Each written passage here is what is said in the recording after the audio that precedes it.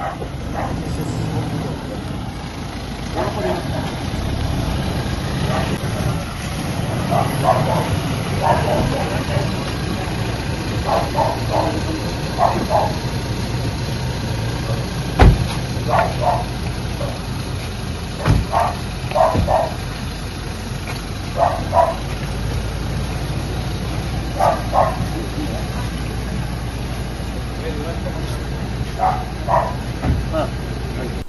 ಇವತ್ತು ನಾವು ಬೆಳಗ್ಗೆ ಬೆಂಗಳೂರಿಂದ ನಾನು ಹುಬ್ಳಿ ಧಾರವಾಡ ಬೆಳಗಾಮು ಗುಲ್ಬರ್ಗ ಮೈಸೂರು ಮಂಡ್ಯ ಬೆಂಗಳೂರು ಎಲ್ಲ ನಮ್ಮ ರಾಜ್ಯ ಮಟ್ಟದ ಸಂಘಟನೆಯ ನಾಯಕರುಗಳು ಮುಖಂಡರುಗಳೆಲ್ಲ ಸೇರಿಕೊಂಡು ಬೆಳಗ್ಗೆ ಬಂದು ಮಂಗಳೂರಿನಲ್ಲಿ ಭಾರತೀಯ ಜನತಾ ಪಕ್ಷದ ಜಿಲ್ಲಾಧ್ಯಕ್ಷರು ಸತೀಶ್ ಅವ್ರ ಜೊತೆ ಮಾತುಕತೆ ಮಾಡಿದ್ವಿ.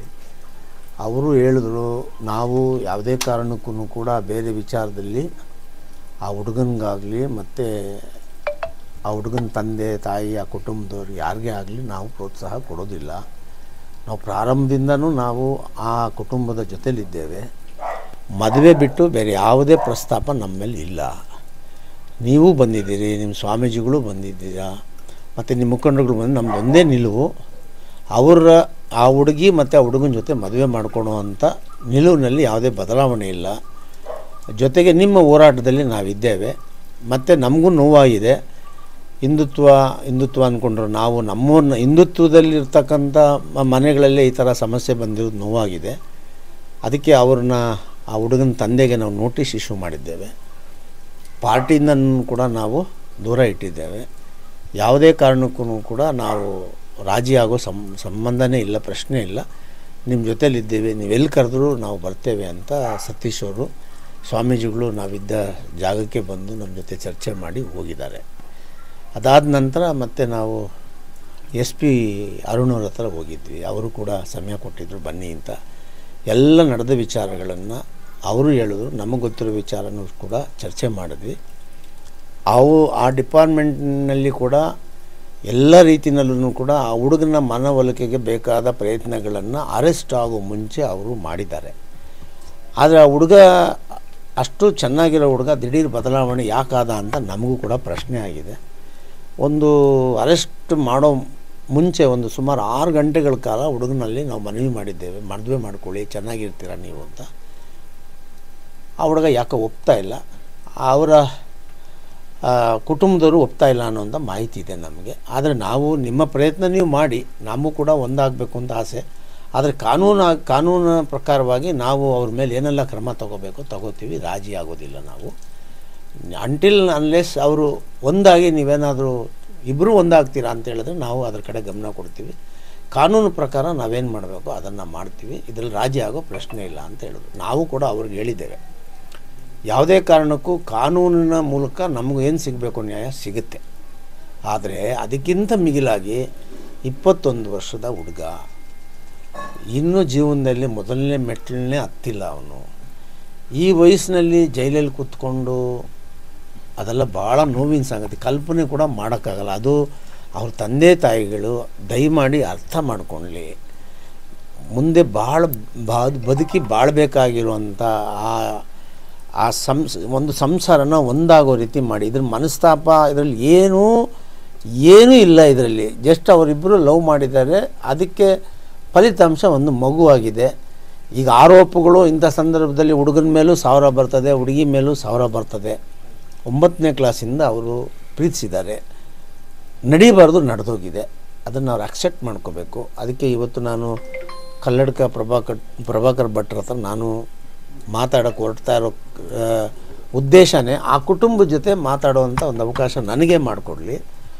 ಮತ್ತು ಅವರು ಕೂಡ ಇದು ಮಧ್ಯಸ್ಥಿಕೆ ವಹಿಸಿ ಏನಾದ್ರೂ ಇದನ್ನು ರಾಜಿ ಮಾಡಿ ಪೂರ್ಣವಾಗಿ ಜೀವನ ನಡೆಸುವಂಥ ನಿಟ್ಟಿನಲ್ಲಿ ಆಗಲಿ ಅಂತಲೇ ನಮ್ಮದೆಲ್ಲ. ಅವ್ರ ತಂದೆ ತಾಯಿಗಳಿಗೆ ಮತ್ತೊಂದು ಸಾರಿ ಮನವಿ ಮಾಡ್ತೇನೆ, ಇದರಿಂದ ಸಾಧಿಸೋದು ಏನೂ ಇಲ್ಲ, ಬದುಕು ಕಷ್ಟ ಆಗಿಬಿಡ್ತದೆ. ಯಾವ ಕಾರಣಕ್ಕೂ ನ್ಯಾಯಾಂಗ ತನ್ನದೇ ಆದ ರೀತಿಯಲ್ಲಿ ಕೆಲಸ ಏನಾದರೂ ಮಾಡಿ ಏನಾದರೂ ಪ್ರಾರಂಭ ಆದರೆ ತುಂಬ ವರ್ಷಗಳ ಕಾಲ ಹುಡುಗ ಸೆರೆಮನೆ ವಾಸ ಅನುಭವಿಸ್ಬೇಕಾಗತ್ತೆ. ಇದೆಲ್ಲವೂ ಬೇಡ. ಏನು ನಡೆದಿದೆ ಅದೆಲ್ಲ ಮರೆತು ಎಲ್ಲೋ ಒಂದು ಕಡೆ ನಮಗೂ ಮಾತಾಡೋಕ್ಕೆ ಅವಕಾಶ ಕೊಟ್ಟರೆ ನಾನೇ ಬಂದು ಮಾತಾಡ್ತೀನಿ, ಯಾರ ಮುಖಾಂತರ ಆದರೂ ಮಾತಾಡ್ತೀನಿ. ನಾನು ಕಾಯ್ತಾ ಇದ್ದೀನಿ. ಕಾನೂನು ಥರ ಹೋಗುತ್ತೆ. ನನಗೆ ಅದ್ರ ಮೇಲೆ ವಿಶ್ವಾಸ ಇದೆ. ಆದರೆ ಇದ್ರ ಮೇಲೆ ಅದಕ್ಕಿಂತ ಹೆಚ್ಚು ವಿಶ್ವಾಸ ಇದೆ ಅವ್ರ ತಂದೆ ತಾಯಿಗಳ ಮೇಲೆ. ಎಲ್ಲರೂ ಏನಾದರೂ ಆರೋಪ ಮಾಡಲಿ, ನಾವೆಲ್ಲ ಒಂದಾಗಬೇಕು ಅಂತಲೇ ನಮ್ಮ ಆಸೆ.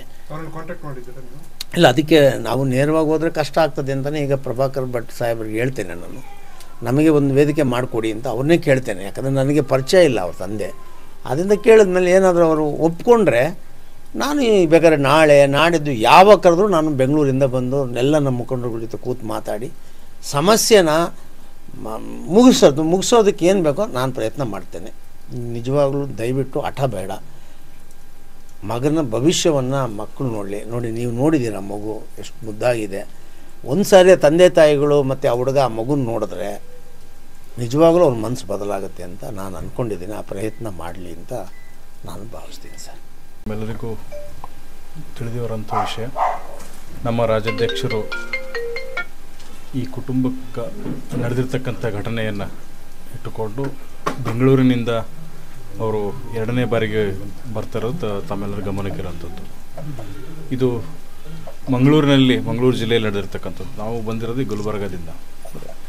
ಇದು ಒಂದು ವಿಶ್ವಕರ್ಮ ಸಮಾಜದಲ್ಲಿ ಆಗಿರುವಂಥ ಘಟನೆ ಇರುವುದರಿಂದ ಸಮಾಜ ಅವ್ರ ಜೊತೆಗೆ ಇದೆ ಅನ್ನೋದಕ್ಕೆ ನಮ್ಮ ರಾಜ್ಯಾಧ್ಯಕ್ಷರೇ ಅವರ ಸಾಕ್ಷಿ. ಈಗ ಅವರು ನಿಂತಿದ್ದಾರೆ. ಆಮೇಲೆ ಎಲ್ಲ ಮುಖಂಡರುಗಳು ಕೂಡ ಬಂದಿದ್ದಾರೆ. ಇವತ್ತು ಇದು ಸರಿಯಾಗಬೇಕು, ಆ ಮಗುವಿಗೆ ಹುಟ್ಟಿರ್ತಕ್ಕಂಥ ಮಗುವಿಗೆ ನ್ಯಾಯ ಸಿಗಬೇಕು ಅಂತಕ್ಕಂಥ ದೃಷ್ಟಿಯಿಂದ ಸಮಾಜದ ಜೊತೆಗೆ ಸ್ವಾಮೀಜಿಗಳು ಕೂಡ ನಾವು ಕೂಡ ಅವ್ರ ಜೊತೆಗೆ ಕುಟುಂಬದ ಜೊತೆಗಿದ್ದೀವಿ.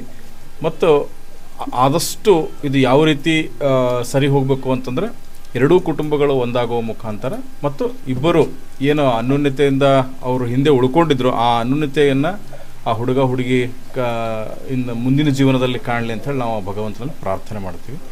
ಯಾವತ್ತು ಈ ಕುಟುಂಬಕ್ಕೆ ಆಗಿರ್ತಕ್ಕಂಥ ಇದೇನು ಒಂದು ರೀತಿಯ ಅನ್ಯಾಯ ರೀತಿಯೊಳಗೆ ಏನದ ಇದು ನ್ಯಾಯದ ರೀತಿಯೊಳಗೆ ಬದಲಾಗಲಿ ಅಂತೇಳಿ ಕೇಳ್ಕೊತೀವಿ.